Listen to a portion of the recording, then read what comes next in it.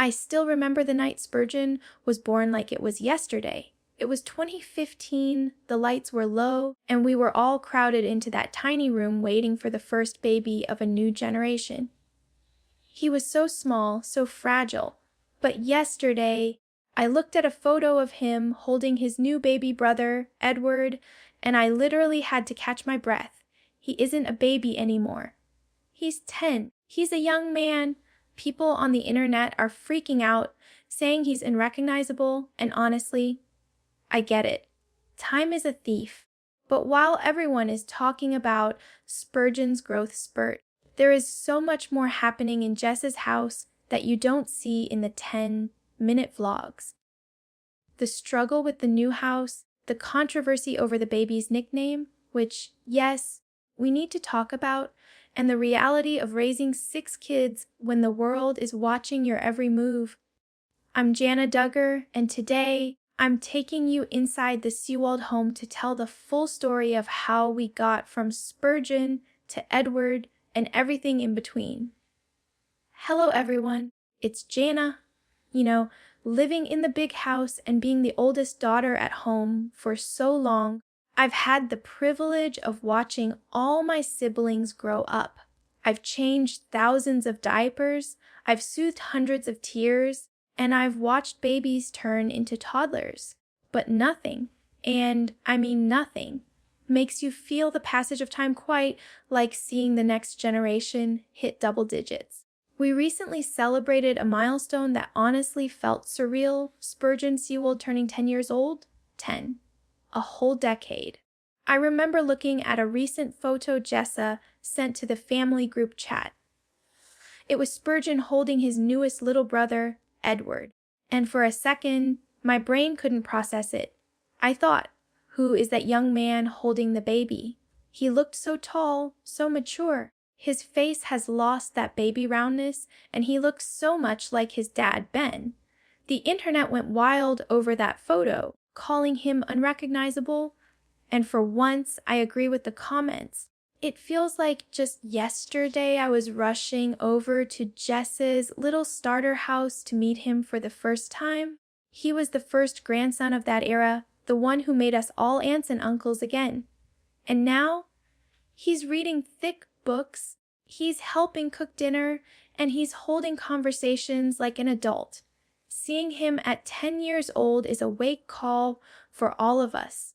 It reminds us that the seasons of life don't last forever.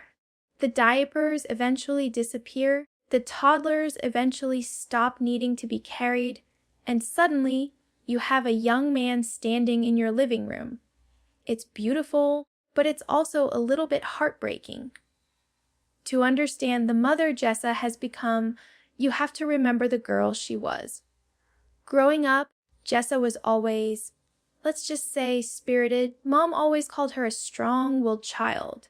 She had opinions, she had fire, and she wasn't afraid to lead. I remember there were days when she would organize the little ones with the precision of a drill sergeant. We used to joke that if anyone was going to run a country or a massive household, it would be Jessa. Watching her with her own 6 kids now is fascinating because I see that same strength, but it's softened by motherhood. Jessa runs a tight ship. She has to, with 6 kids under 10, but she is also incredibly laid back in ways that surprise me. She isn't obsessing over perfection. She's learned to embrace the chaos. I think being a boy mom for so long really shaped her. Boys are loud, they are messy, and they have so much energy. Jessa channels that. She's not trying to make them sit still and be quiet little statues. She lets them climb trees. She lets them get dirty, and she teaches them to be independent. Spurgeon is a testament to that.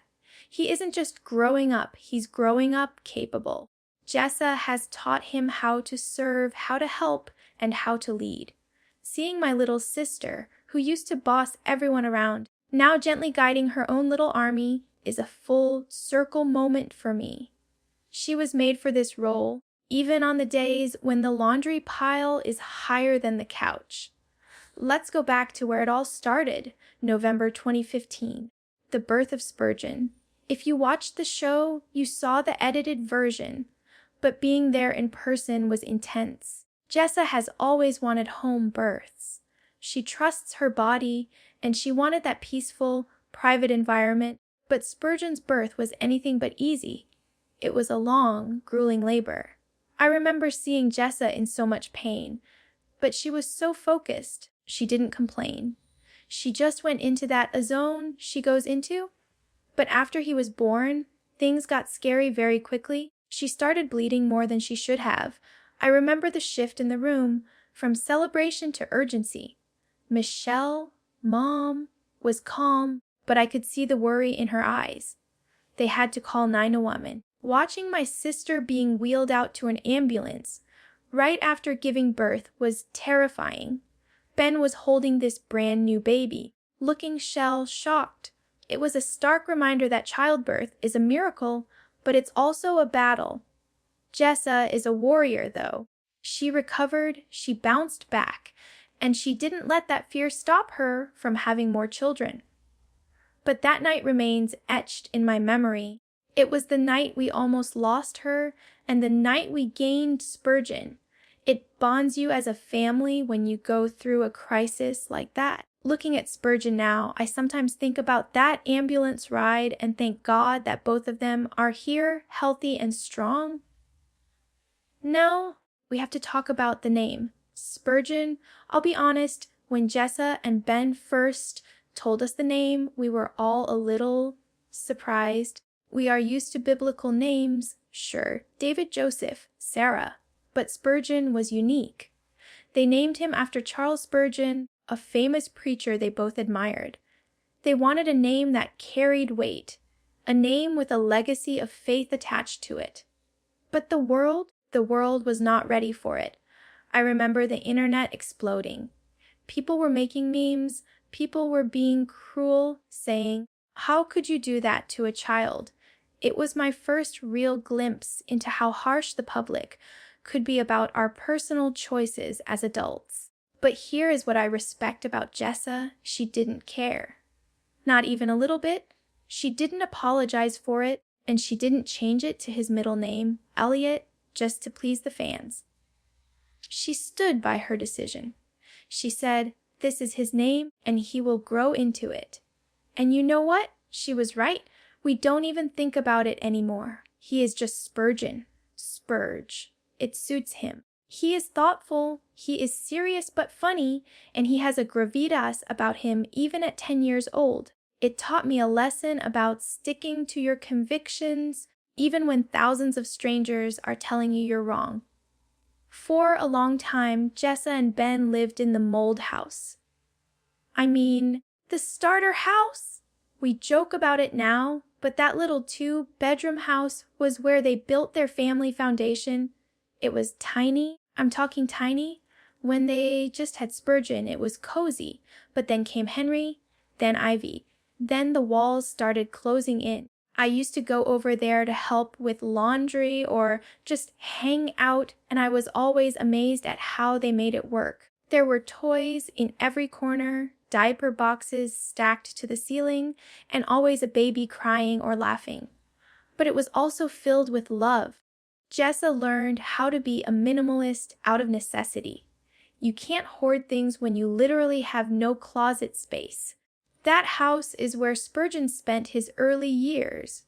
It's where he learned to walk, where he learned to talk. It's where he became a big brother for the first and second time. I think living in such close quarters actually made them closer as a family. You can't hide in your room when your room is also the nursery and the guest room and the office. It forced them to resolve conflicts and share space. Seeing them in their new, bigger house now is wonderful, but I know Jessa looks back on those starter home days with a lot of nostalgia. It was chaotic, yes, but it was the sweet, simple beginning of the Seawalds 6. It's not just the kids who have grown up. Ben has grown up right before our eyes, too. I remember when he first started coming around to visit Jessa. He was just a teenager, barely out of high school, really. He was quiet, a little shy, and he had this huge responsibility thrust onto him very quickly. Marrying a Duggar girl isn't just marrying a person, it's marrying into a media circus. Watching Ben evolve from that quiet 19-year-old into the man he is today has been one of the sweetest parts of this journey. He's a pastor now, and he takes that role very seriously.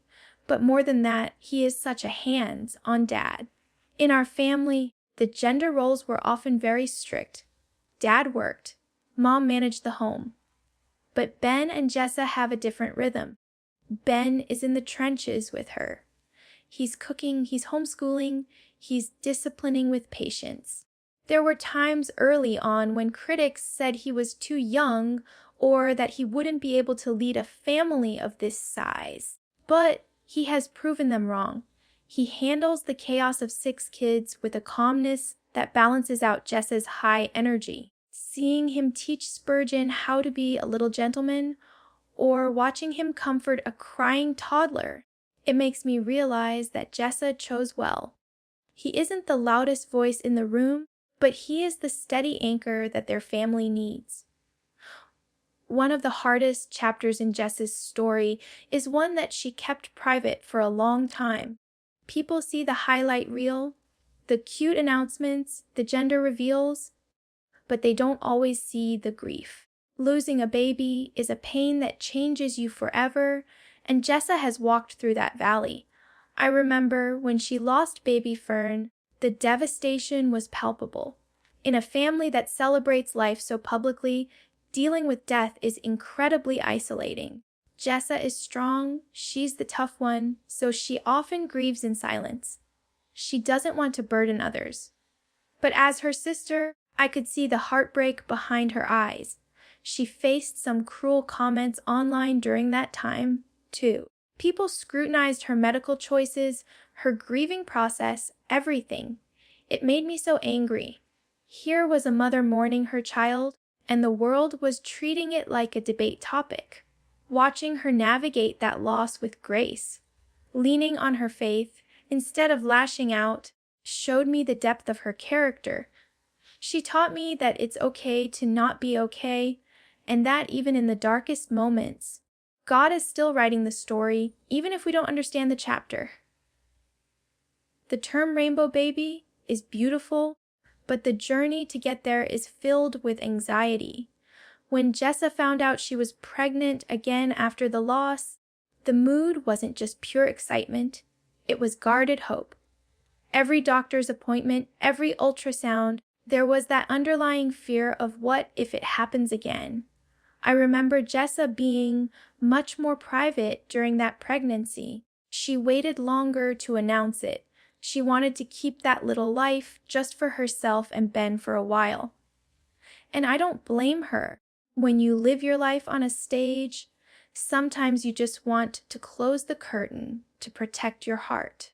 But when that baby finally arrived, safe and screaming, the relief in the room was overwhelming. It was like the sun coming out after a long storm. Seeing Spurgeon and the older kids meet their rainbow sibling was a moment of pure healing. They understood, in their own childlike way, that this baby was a special gift. That journey taught Jessa to cherish every single kick, every single moment, because she knows how fragile life really is. It stripped away the expectation that everything will always be perfect and replaced it with a deep, gritty gratitude. Okay, let's talk about the house. The move from the starter home to their current house was an adventure, to say the least. It wasn't just a move, it was a full-scale renovation project. They bought a fixer-upper that used to be a church, and let me tell you, it needed a lot of work. Jessa has this vision where she can look at a crumbling wall and see a beautiful open concept living room.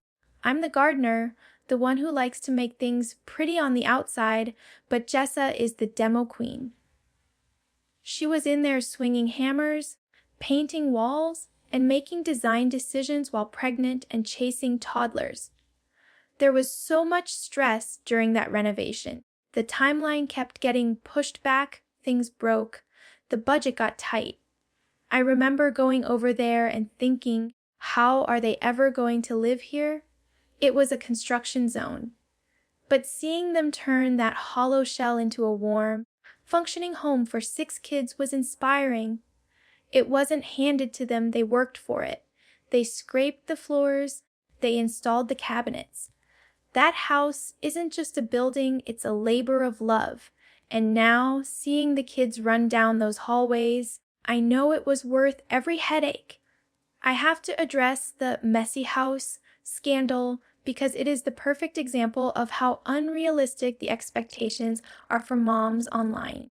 You guys remember the photo, the pile of dust on the side table, the unwashed cups, the stack of diapers. The internet shamed Jessa relentlessly, calling her lazy and saying her house was gross. As her sister, I wanted to scream. Do you know what a house looks like with 4 or 5 little kids? It looks lived in. Jessa did something very brave. She didn't delete the video. She didn't apologize. She basically said, yeah, this is real life. She showed that being a good mom doesn't mean having a museum, perfect home. Sometimes, reading a book to your son is more important than dusting the baseboards. Sometimes, snuggling a baby is more important than doing the dishes immediately. By showing her mess, she gave permission to thousands of other moms to be imperfect, too. Spurgeon and the kids don't care about the dust. They care that their mom is present. And trust me, Jessa is present. Her house might be messy sometimes, but her heart is always in the right place.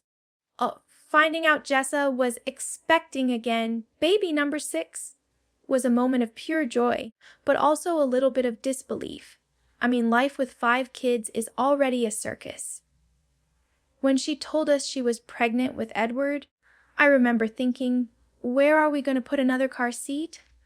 But Jessa just smiled. She has this incredible capacity for love that seems to expand with every child.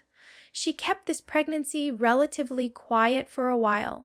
After everything she went through with the losses and the complications in the past, she wanted those first few months to just be for her family. I respect that so much. In our family, a pregnancy announcement is usually a public event, but Jessa has learned the value of holding things close to the chest. There was a different vibe this time around. She wasn't stressed. She was busy! I'd go over there, and she'd be homeschooling Spurgeon, chasing Henry, and holding George, all while growing another life. It was chaotic, yes, but it was a happy chaos. We all knew that adding one more to the Seewald troop was going to be wild, but we also knew that if anyone could handle 6 kids under 11, it was Jessa and Ben. We need to talk about the birth because, historically, Jessa's deliveries have been scary. Spurgeon's birth ended in an ambulance. Ivy came so fast she was born on the couch before the midwife arrived. So with Edward, we were all praying for something boring. We wanted a boring, uneventful birth. Jessa made the decision to go to the hospital this time, just like she did with George. I know that was a shift for her, given how much she loved her home births, but safety became the priority. Seeing her make that choice showed me her maturity. She wasn't trying to prove a point, she was trying to bring her son into the world safely. And thank goodness it was different. It was calm. When we got the text that Edward had arrived and that both mom and baby were healthy, the collective sigh of relief in the big house was audible. No ambulance rides, no emergency transfusions, just a healthy baby boy. Seeing the photos of Ben holding him, looking less terrified than he did 10 years ago with Spurgeon, was a sweet reminder of how far they've come. They aren't rookie parents anymore, they are pros. Then came the name reveal. Edward Owen Seewald. I have to say, I love it. It's classic, it's strong, and it fits him perfectly. It's funny to watch the evolution of Jessa's naming style. She started with Spurgeon, which was so unique and bold, and now she has settled into these timeless, traditional names like Henry, George, and now Edward. I think Edward balances out the sibling set so well. It sounds regal, doesn't it? King Edward. It definitely fits the vibe of their growing dynasty. Of course, the fans had a field day analyzing it. Some people missed the unique preacher names. But I think Jessa realizes that these kids have to grow up and apply for jobs one day. Edward Owen sounds like a scholar or a leader. And honestly, it was nice to see a name reveal that didn't break the internet with controversy for once. It was just a solid, good name. It feels like Jessa and Ben have found their groove. They aren't trying to shock anyone anymore. They are just naming their children what they love. Okay, I spoke too soon about avoiding controversy. We have to address the royal fatness comment. When Jessa posted that video calling the baby your royal fatness because he was such a chubby, healthy cutie, I laughed out loud. It was clearly a joke. It was an affectionate nickname for a delicious, roly-poly baby. But the internet? Oh my goodness. People were furious. They called it body shaming. They said it was cruel. I was reading these comments thinking, are you serious? He is an infant. In our family, a chubby baby is a blessing. It means they are eating well and growing strong. Calling a baby chunky or fat is a term of endearment in the South. Jessa, being Jessa, didn't let it rattle her. She knows her heart. She adores that baby. To suggest that she was bullying her own newborn is just ridiculous. It showed me that people are watching her with a magnifying glass, looking for anything to criticize. But she handled it with humor. She didn't take the video down. She knows that Edward is loved, roles and all, and she isn't going to let strangers dictate what she can jokingly call her own son. The sweetest part of bringing Edward home has been watching Spurgeon step up. At 10 years old, he isn't just a big brother, he's like a deputy dad. With 5 younger siblings, Jessa needs help, and Spurgeon has naturally filled that role. I've watched him hold Edward with such confidence, supporting the head, rocking him to sleep. He doesn't look nervous. He looks capable. He helps Henry with his schoolwork, he keeps Ivy entertained, and he fetches diapers for the baby without even being asked. It reminds me a lot of how I grew up, helping with the little ones. Some people worry that he's growing up too fast or that he's being parentified. I get that concern because we faced that criticism too. But when I look at Spurgeon, I don't see a burdened child. I see a proud brother. He takes pride in being the oldest. He loves that Jessa trusts him. He's learning responsibility, compassion, and leadership. He isn't just playing video games all day, he's contributing to the family. And in a world where many kids are disconnected, I think seeing Spurgeon care for baby Edward is a beautiful thing. He's becoming a protector, just like his dad.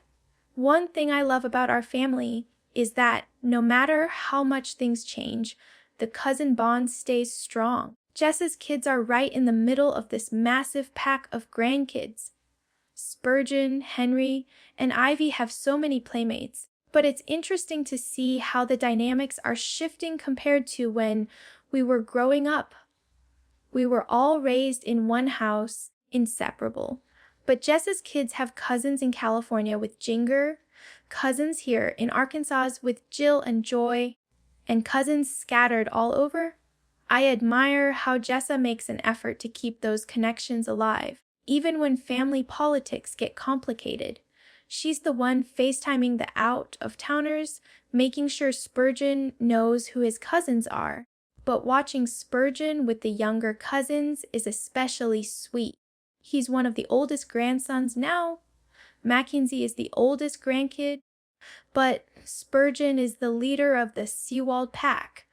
When we have family gatherings at the big house, I see him looking out for the little ones, organizing games, and making sure nobody gets left out. It reminds me so much of my older brothers. He's inheriting that Duggar trait of taking care of the team. Even though the family looks different now, a little more spread out, a little more independent. That thread of connection is still there, largely because mothers like Jessa fight to keep it woven tight. People always ask, is Jessa homeschooling? And the answer is a resounding yes.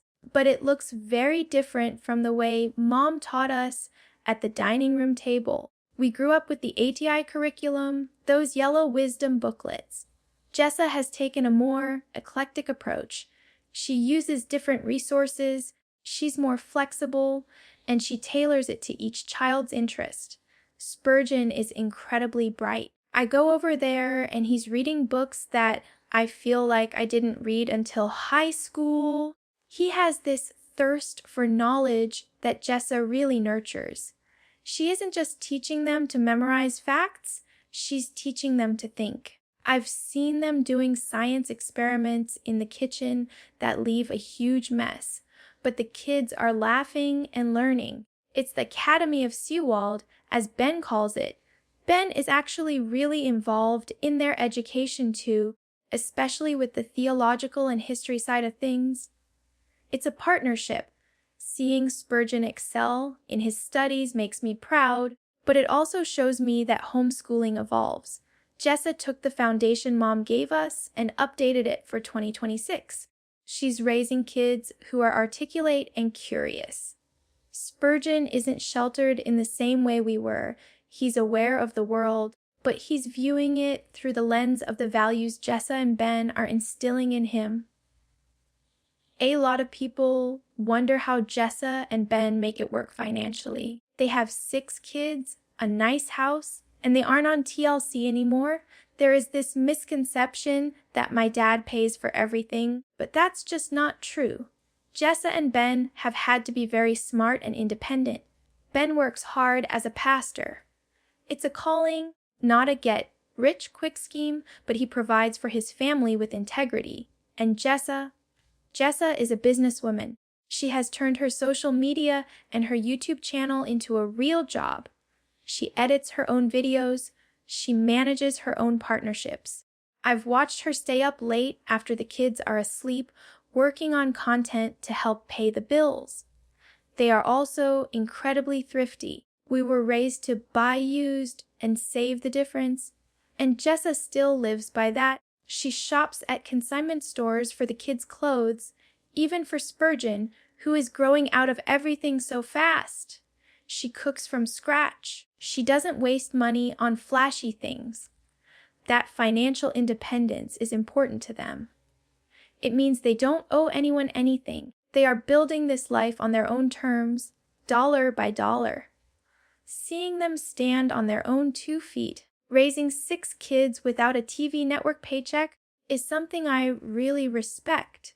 Let's go back to that photo of Spurgeon that started this whole conversation. Why did it shock everyone so much? I think it's because, for the fans, time stands still. In their minds, Spurgeon is still that curly-haired toddler saying Elliot. But in reality, he is a 10-year-old boy standing on the precipice of adolescence.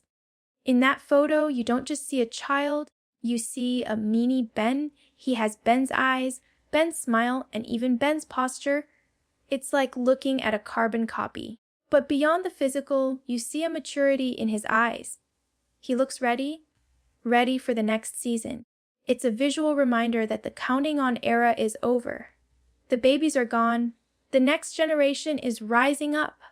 For us aunts and uncles, it's a bittersweet pill to swallow.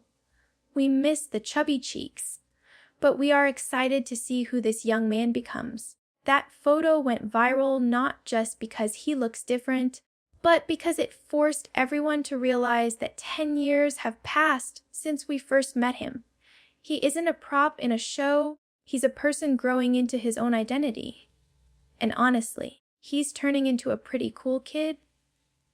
As I look at Spurgeon holding baby Edward, the oldest brother and the youngest brother, I see the bookends of Jessa's first decade of motherhood, 10 years, 6 kids, a whole lot of love and a whole lot of chaos.